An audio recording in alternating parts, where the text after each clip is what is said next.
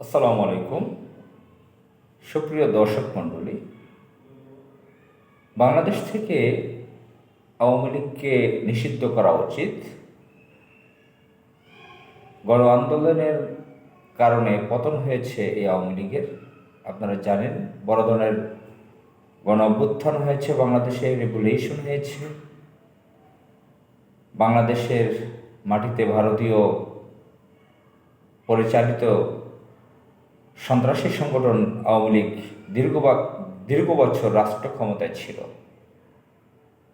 তারা রাষ্ট্র ক্ষমতায় থেকে গণহত্যা চালিয়েছে, কিছুদিন পরপরই গণহত্যা চালিয়েছে। বাংলাদেশের লক্ষ মানুষকে হত্যা করেছে, লক্ষ লক্ষ মানুষকে হত্যা, গুম করেছে, পঙ্গু করেছে, লক্ষ লক্ষ মানুষকে অরাজকতা তৈরি করেছে, দাঙ্গা সৃষ্টি করেছে, বর্বরতা চালিয়েছে, নাশকতা চালিয়েছে, দাঙ্গা চালিয়েছে এবং পুরো রাষ্ট্র ব্যবস্থাকে ধ্বংসের দ্বার প্রান্তে এনেছে। বাংলাদেশকে ভারতের কাছে দিয়েছে ভোগ করার জন্য, লুটেপুটে খাওয়ার জন্য।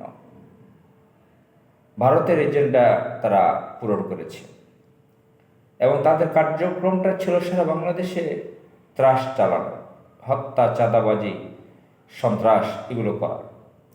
তো এগুলোর জন্য যে আন্দোলন হয়েছে, যে আন্দোলনকারী তরুণরা এবং বিভিন্ন গার্ডিয়ানরা, তাদের অভিভাবকগণ, তারা দাবি তুলেছেন সন্ত্রাসী সংগঠন হিসেবে তাদের সংগঠন ছাত্রলীগ সহ পুরো আওয়ামী লীগকে নিষিদ্ধ করা। সেগুলো সম্পর্কে আপনারা শুনেছেন অবশ্যই। ব্যক্তিগতভাবে আমিও এটা দাবি জানাই। একজন নাগরিক হিসেবে, একজন সচেতন নাগরিক হিসেবে আমিও বাংলাদেশের আওয়ামী লীগকে নিষিদ্ধ চাই। সম্প্রতি কর্নেল অলি আহমদ বীর বিক্রম, তিনি একজন মুক্তিযোদ্ধা, একজন রাজনীতিবিদ, সাবেক মন্ত্রী, তার একটি রাজনৈতিক দল রয়েছে এলডিপি।